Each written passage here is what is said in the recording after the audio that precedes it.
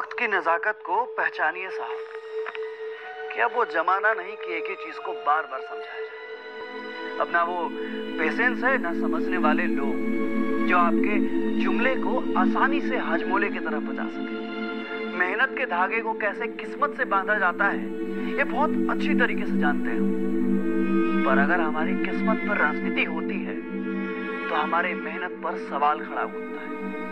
और अगर हम दुनिया से लड़ने का हौसला रखते हैं तो इसे जीतने का दमखम भी रखते हैं। और हाँ, हमें तब तक कोई हरा नहीं सकता जब तक हम खुद से ना हार जाए, क्योंकि हम हवाओं में नहीं हौसलों पर चलते हैं और हौसले अक्सर हवाओं का रुख मोड़ दिया करते हैं साहब। आदमी मन से मेहनत करे और रिजल्ट ना आए तो बड़ा दुख होता है साहब। और एक आपका आयोग है जिसे डेट सेट रिजल्ट का कुछ अता पता नहीं है।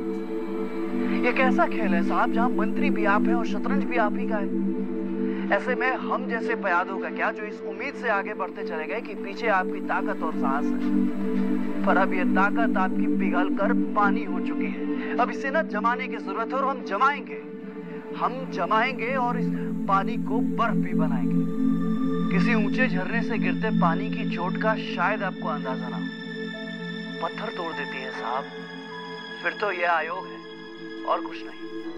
और उन सुनामी लहरों का शायद आपको खबर ना हो जो एक बार पीछे हटती है तो दूसरी बार पूरे इलाके को डुबो देती है। जब टेबल लैंप के नीचे हम अपना नोट्स खोलते हैं ना तो हमें सिर्फ नौकरी दिखाई देती है, क्योंकि जब नौकरी नहीं तो हम स्टूडेंट किस लिए। जब आपको नौकरी देनी ही नहीं तो फिर ये एग्जाम किस लिए, ये फॉर्म किस लिए और ये आपका एसएससी आयोग किस लिए।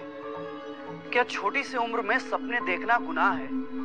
तो फिर आप बताइए ना, इन सपनों को कुचलना कितना बड़ा गुनाह है। स्टूडेंट के सपनों को कैसे कुचला जाता है ये देश के सिस्टम से पूछिए साहब। और ये दिन भी याद रखा जाएगा जब देश के कर्णधारों को देश में ही अपने देश हित के लिए लड़ना पड़ा।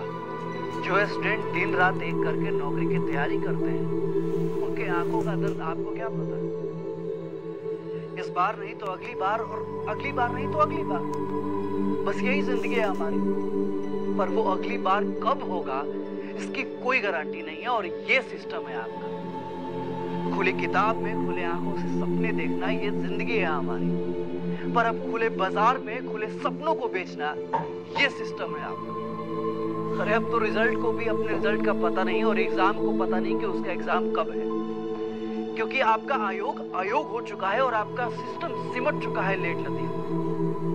लेकिन हम स्टूडेंट हैं साहब, 4 ऑप्शन मिलता है किसी प्रश्न के उत्तर के लिए और प्रश्नों का उत्तर देना तो हमें बहुत अच्छे से आता है। और जब प्रश्न हमारे करियर से जुड़ा हो तो इन सांसों से जुड़े सारे ऑप्शन है हमारे पास। और युवाओं को ना स्टूडेंट ही रहने दीजिए, क्योंकि युवाओं ने सिस्टम का सिस्टम बिगाड़ने में देर नहीं लगाई है।